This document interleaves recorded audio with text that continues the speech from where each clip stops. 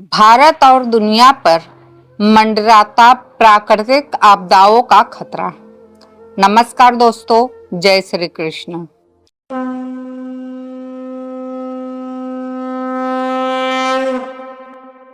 छब्बीस जुलाई 2005 का दिन भारतीय इतिहास में एक विनाशकारी बाढ़ के रूप में दर्ज है। इस दिन माया नगरी मुंबई पूरी तरह से जलमग्न हो गई थी। हजारों लोगों ने अपनी जान गंवा दी थी, जबकि 3000 से अधिक लोग बेघर हो गए थे। इसी महीने गुजरात भी एक भयंकर बाढ़ की चपेट में आया, जिसमें 100 से अधिक लोगों की मौत हो गई। 1.5 लाख से अधिक लोग बेघर हो गए। ऐसे ही अगस्त 2029 में भारत को एक और प्रलयकारी दृश्य देखना पड़ा था, जब एक भयानक बाढ़ ने 9 जिलों, एक गांव और 5 शहरों में 1300 से अधिक लोगों को प्रभावित किया था। यह स्पष्ट संकेत था कि भारत के विभिन्न राज्यों में प्राकृतिक आपदाओं का खतरा बढ़ता जा रहा है, लेकिन यह सिर्फ शुरुआत थी। असली खतरा अभी बाकी था। अब सवाल उठता है कि किन राज्यों पर यह खतरा सबसे अधिक मंडरा रहा है? क्या भारत सच में एक बड़ी तबाही की ओर बढ़ रहा है? क्या खाड़ी देशों में आई विनाशकारी बाढ़ भारत में होने वाली आपदाओं का संकेत दे रही है? और क्या ग्रहों की चाल इन प्राकृतिक आपदाओं को बढ़ावा दे रही है?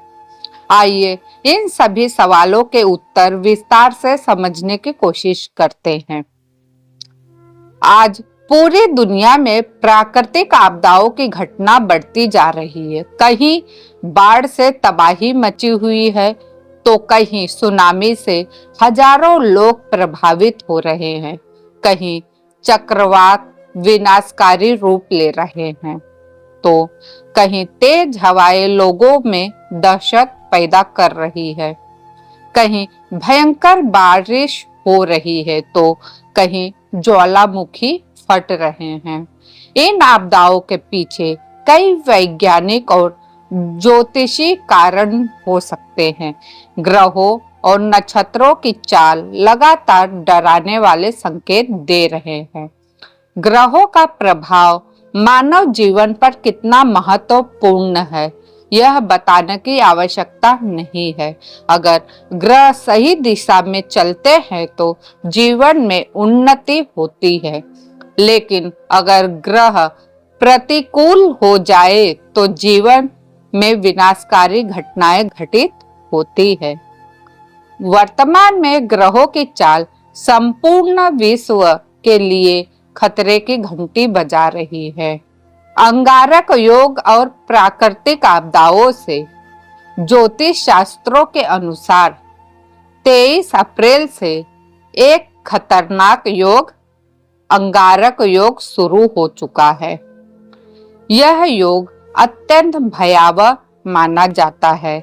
जब यह किसी व्यक्ति की कुंडली में बनता है तो उसे जीवन भर कष्ट झेलने पड़ते हैं, लेकिन जब यह संपूर्ण विश्व के लिए बनता है तो व्यापक स्तर पर तबाही लाती है।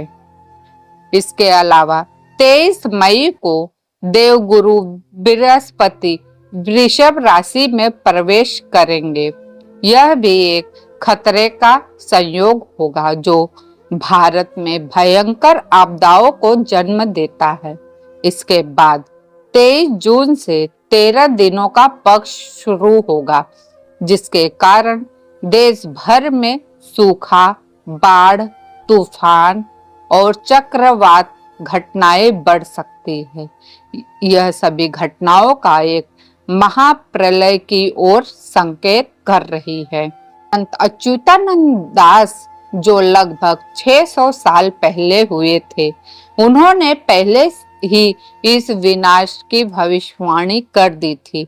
उनकी भविष्यवाणी के अनुसार भयो लाग बची मनोना, मानची के मनते कहीं भी मोहि चूसो, अंकारो नदी मानो फूली को राई, बेजड़ कोटि मंद यो देखी, नाथी बे काली गुजर, मनुष्य चाहो चाहो स्तन, होई बटी जाड़, हाहाकार पड़ी जीबे। अर्थात 2024 में नदियां उफान पर होंगी और देखते ही देखते अनेकों क्षेत्र जलमग्न हो जाएंगे। कलयुग के मनुष्य इस जल प्रलय से खुद को बचा नहीं पाएंगे और चारों ओर हाहाकार मच जाएगा। 2024 में घटनाएं घटित हो चुकी है, क्योंकि अब 2025 चल रहा है। इसके कारण आप लोगों को यह जानकारी अवश्य होगी। खाड़ी देशों में आई विनाशकारी बाढ़ और भारत पर खतरा। हाल ही में खाड़ी देशों, विशेष रूप से दुबई, ओमान, बहरीन और सऊदी अरब में भयंकर बाढ़ आई। यह बाढ़ अप्रत्याशित थी, क्योंकि यह क्षेत्र रेगिस्तानी है और यहाँ बारिश बहुत कम होती है। इस बाढ़ का मुख्य कारण क्लाउड सीडिंग को बताया जा रहा है। क्लाउड सीडिंग एक प्रक्रिया है जिसमें हवाई जहाजों के माध्यम से सिल्वर आयोडाइन क्रिस्टल को तोड़कर बादलों से कृत्रिम रूप से बारिश करवाई जाती है। हालांकि वैज्ञानिकों के अनुसार इस बाढ़ का असली कारण अरब सागर में हो रही है। सामान्य गतिविधियों और जलवायु परिवर्तन है। अगर अरब सागर में ऐसे ही हलचल जारी रही तो इसका सबसे बड़ा असर भारत के पश्चिम राज्यों पर पड़ेगा। भारत के 8 सबसे अधिक प्रभावित राज्य। आने वाले समय में भारत के 8 राज्य सबसे अधिक प्रभावित हो सकते हैं। पहला महाराष्ट्र, दूसरा गुजरात, तीसरा राजस्थान, चौथा हिमाचल प्रदेश, पांचवा जम्मू कश्मीर, छठा असम, सातवां मणिपुर, आठवां त्रिपुरा। इन राज्यों में अरब सागर से उठने वाले तूफान, भारी बारिश, बाढ़ और ग्लेशियर फटने जैसी आपदाएं देखने को मिल सकती है। ग्लेशियर लेक आउटबर्स्ट फ्लड का खतरा। भारत, नेपाल, बांग्लादेश और भूटान में ग्लेशियर झीलों का जल स्तर लगातार बढ़ रहा है। अगर यह झीलें फटती है तो सिक्किम और केदारनाथ जैसे स्थानों पर भयंकर तबाही मच सकती है। कैसे बच सकते हैं इन आपदाओं से? इन प्राकृतिक आपदाओं से बचने के लिए 2 प्रमुख उपाय है।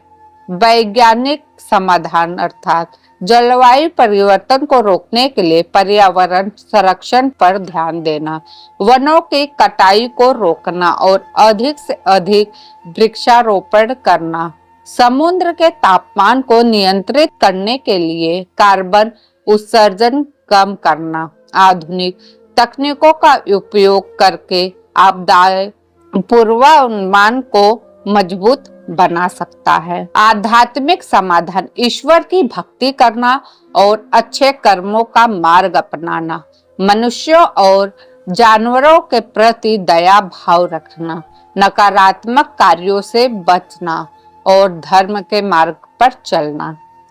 आने वाला समय में भारत पूरी दुनिया को गंभीर प्राकृतिक आपदाओं का सामना करना पड़ सकता है। वैज्ञानिक और ज्योतिषी दोनों दृष्टिकोण से यह संकेत मिल रहे हैं कि एक महाप्रलय करीब है।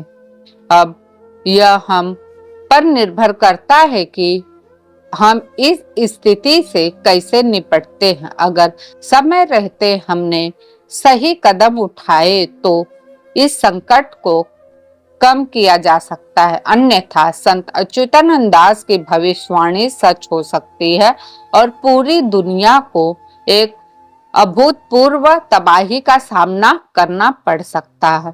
क्या हम इस विनाश से बचने के लिए तैयार हैं? हमें कमेंट बॉक्स में आप सभी अवश्य बताएं कि आप कौन से मार्ग को अपनाना चाहते हैं। तो दोस्तों, इस वीडियो में बस इतना ही। अगर यह वीडियो आपको अच्छी लगी है तो अपने दोस्तों के साथ शेयर, लाइक, सब्सक्राइब अवश्य कीजिएगा। फिर मिलती हूँ नई वीडियो में नई जानकारी के साथ। तब तक के लिए धन्यवाद। जय श्री कृष्णा, जय जगन्नाथ।